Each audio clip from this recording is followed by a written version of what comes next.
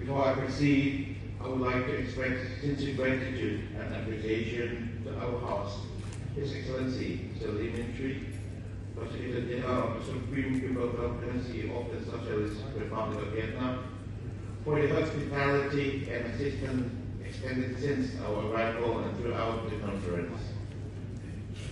I also take this opportunity to greet my colleague from the Supreme People's Proctorate, as well as the Prosecutor General from the Southeast Asian region.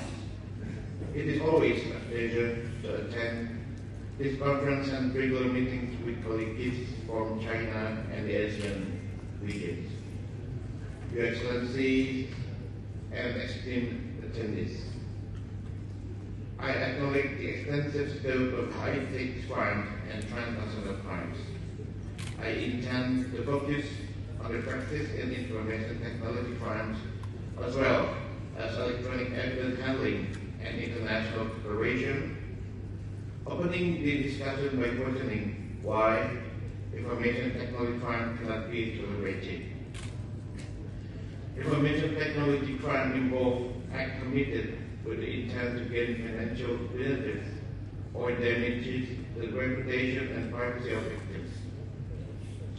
The Asian region has the potential to be a center for innovation and digital economic growth.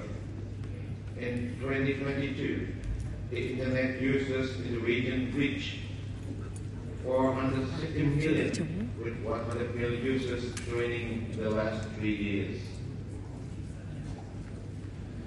The Asian e-commerce sectors alone generated over $130 billion, projected to be